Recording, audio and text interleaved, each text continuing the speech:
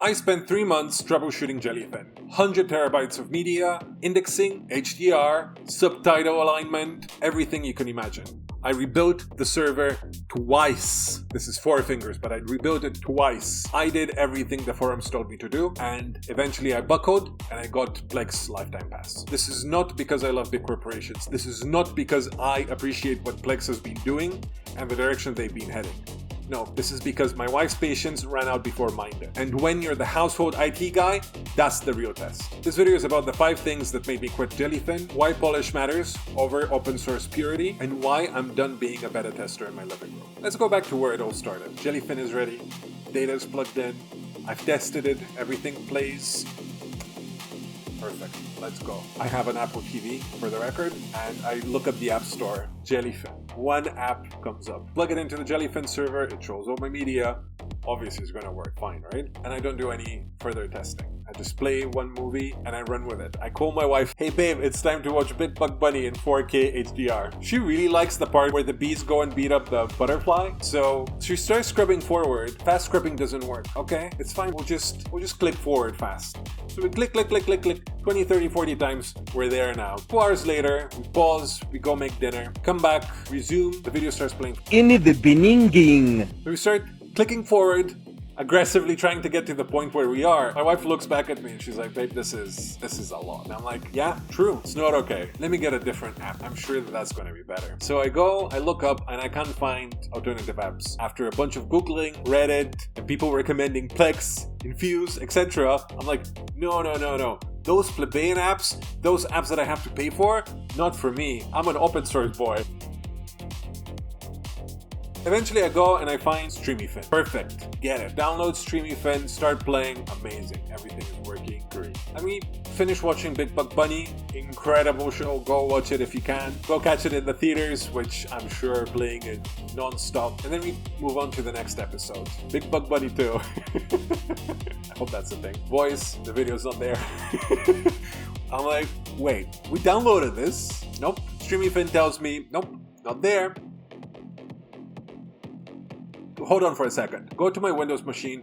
I have Samba plugged in so I can browse the dataset folder. I look at it and it's there. So I look back at my wife and I'm like, babe, can you kill the app and try it again? Doesn't work. Can you kill the Apple TV and start again? Doesn't work. And then it's like, you know what? I'm out of here. I need to go sleep. So she dips and I'm sitting here 11:30 trying to debug this bloody thing. And eventually I solve it. It was an address issue. There was a problem with the RStack setup. Yeah, these are growing pains. It will be fine. But look, at the end of the day, it's okay for me to debug stuff. This streaming platform is mostly for her. She doesn't have to sit down and debug. She doesn't have to sit down and bear through the trouble of a stupid app that can't fast stream forward, or that cannot fast scrub, or doesn't have existing files, even though we very, very clearly and explicitly downloaded them and they are available. What the hell? To be fair, this is an Apple TV problem, and I've heard that it's better on Android-based TV apps, so your mileage might vary. And this is how we get to problem number 2, files not existing regularly.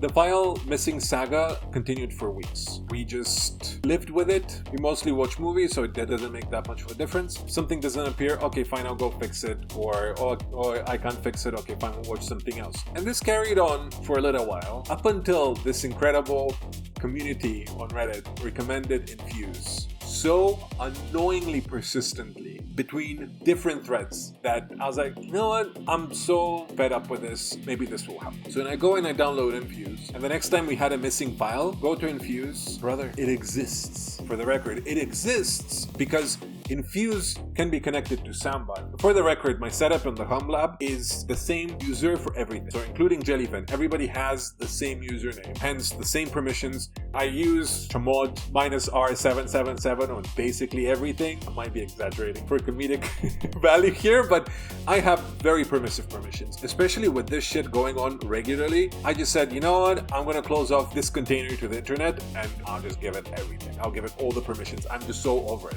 Still doesn't work, man.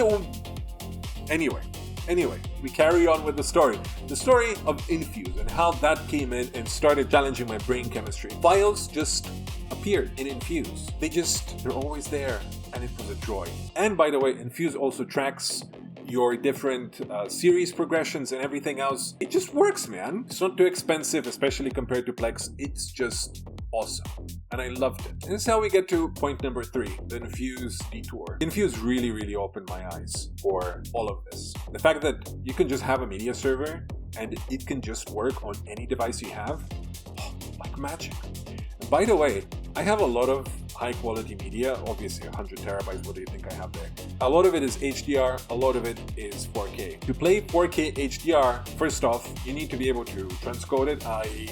convert it over to a format that is viewable on the target system. And also, you need to be able to either have an HDR screen, which I don't. My TV is not an HDR screen TV. My desktop computer is though. HDR media here on my desktop monitor works fine because it doesn't need to do any tone mapping at all, i.e. converting the color space to SDR. It doesn't need to do that. To play my HDR movies on the TV, I need it to be converted over from HDR to SDR to preserve all of the color. It's not happening, brother. I would just get grainy, washed out movies on the TV regularly. So I just stopped downloading HDR movies because what the hell else am I gonna do? Until Infuse comes in. And it just works! What the hell?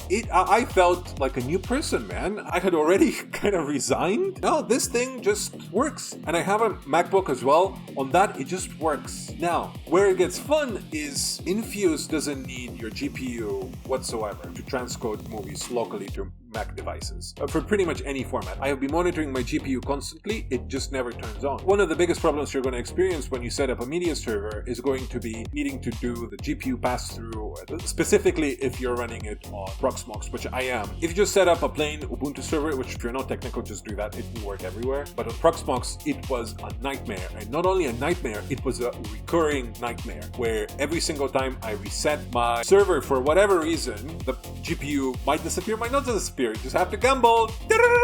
It is horrible, okay? Sometimes you must reset the server. First thing I do is play some Big Buck Bunny to check if my GPU is working or not. It's so scary. And when it doesn't work, it always ends up taking ages to bring it back up. Infuse removes this barrier from me. I had the GPU not working on the machine for ages. I was not able to watch on my Windows machine, but I was able to watch on the Apple TV, on the laptops, etc. On my phone including. It just works, and it works very, very quickly, very smoothly. It's just crisp. And Infuse opened my eyes to this, man. So yeah, in summary, Infuse is incredible. It allows you to sit down, feel like you're genuinely replaced Netflix or something else. It just works. But as I said earlier, it doesn't work on Windows, so I still have to rely on the web client, and the web client is just not good. And I went through the cycle of thinking about it. Okay, how can I improve it? Maybe there's something that I can do locally, or I can contribute to Jellyfin. They are currently doing a big rewrite, so keep that in mind before you set it up. This is how we get to point number 4, why I changed from Jellyfin to Plex. I'm just about done with work. I'm gonna go watch the latest Big Buck Bunny in 4K HDR. I open up Jellyfin. I am greeted by the message, are you ready for this one? Welcome to Proxmox. Do you want to install your new server? And usually when I'm faced with that screen, it usually says connect to server. No, what do you mean server? This doesn't exist. You do not have a server with us, sir. The way I went through all of the cycles of grief and stopped on anger is undescribable. I was livid. I am still livid. This was 3 days ago, man. I'm still fuming. And I think to myself, no, this is a permission issue. It's fine. It's gonna be okay. It's gonna be okay. Shut down the server. Restart the computer. Restart Proxmox. Restart the container. Do all of this 3-4 more times. Nothing. Sir, you do not have a Jellyfin server with us. Would you like to set up one? And as I'm going through denial, I open my Proton Mail and I see the Plex invitation email that I created. I created a Plex account a couple of weeks ago when I was debugging another meltdown, but I never followed through with it because I know they're a bad company. I know the shit they're doing is not good, but it's there. And it's just like Netflix of old. You agree to some corporate scumminess, but you get the whole world's internet of media at your fingertips. So what do? Do you go with slight inconvenience and pay a small fee? Or do you continue trying to be a purist and trying to do it the right way? So I figured, hey man, it's 12 a.m. I might as well just give it a try. So I go and I download Plex. The setup took me 5 minutes. Everything was found. I went through the settings. The one thing that you are greeted with immediately is, would you like to stream this on Netflix or see how it performs on Prime or blah, blah, blah, blah, blah. It's disgusting, okay? It is. I felt so shitty. The first thing I did after setup was go and figure out how you can turn off all of this stuff. Turns out they have a full page dedicated in the settings menu. You just go click, click, click, click, everything disappears. So you only see your media libraries. I have movies, shows, top 5,000 movies. For my seat pool brethren over there, hello, size does matter. And that is all I see. And it's beautiful. And I go play on the latest Big Buck Bunny 8K HDR release or whatever. I'm watching whatever free video I've downloaded, lads. And it just works. And you know what else? It works in HDR. Oh, my GPU must be getting chewed out right now. I go to Proxmox. Have a look.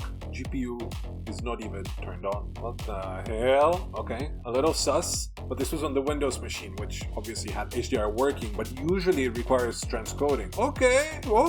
I go over to my TV, play Big Buck Bunny 4K HDR, and you know what? It's just working, man. I'm like, what the hell? By the time I finish the double L, I'm already entranced by the beautiful picture I have in front of me, the beautiful surround sound, everything, and I just forget about it. And I just watch a movie, I pass out on the couch, which hasn't happened in ages because something would break and I would run over to the computer and I would look at the clock and then I'll go to bed. So fast forward to the next day with point number 5, dubbed CPU Store.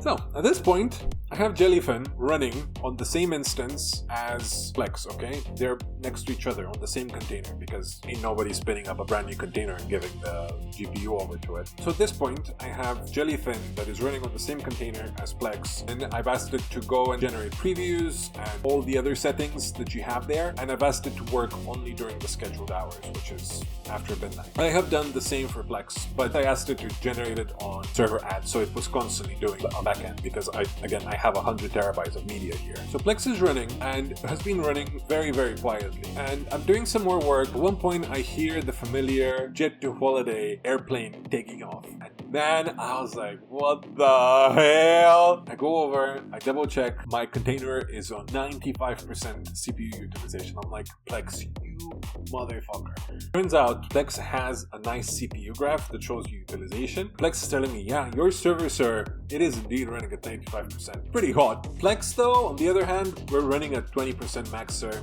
We're not the culprit here. And I'm like, nah, this must be a copy party problem, right? I go over, check, nope, copy party has been deleted ages ago. Which, good, that's what you deserve for blowing up my computer last time. That leaves only one culprit, Jellyfin. And UHTOP, check it, 62% usage. The way I lose my shit, oh my god, I just service stopped it and I have since not turned it back on, and I am honestly not planning on turning it on. I was so furious with this. That was actually the genesis of this video. I am so pissed off at being a beta tester in my living room. It is just, oh my god. Most of us move over to acquiring Linux distros because the paid path is just not convenient enough anymore. You cannot have a show split in different seasons across different services. This is where I stand. I don't mind paying for 1 or 2 services, but when my shows start disappearing or part of a show doesn't exist, we're just getting to a point where you look for alternatives. And here I am, like most of you, setting up Jellyfin because this is what Reddit overwhelmingly recommends, including a lot of YouTube videos. 3 months ago, I spent a full day researching Jellyfin versus Plex versus other options, and because I watched the most modern videos, everybody kept saying Plex is a horrible company. I read all of the disgusting shit they're doing and the direction that they're going in, including doubling the price of the lifetime pass, which is now 2 something, and then on top of that pushing media on you. It's just gross. Like, it's literally enshittification of a service. But I'm here to tell you that from experience, they're right. Unless you are an Apple only household, you'll be okay with Infuse. It's 10 out of 10. It's perfect. The problem is that Infuse doesn't work on Windows, and that is where I just had to draw the line, and I got Plex. Those are the 5 things that drove me to dropping Jellyfin and going the route of Plex. Thank you so much for watching. I really appreciate you. Please like, subscribe, and see you in the next one. Bye.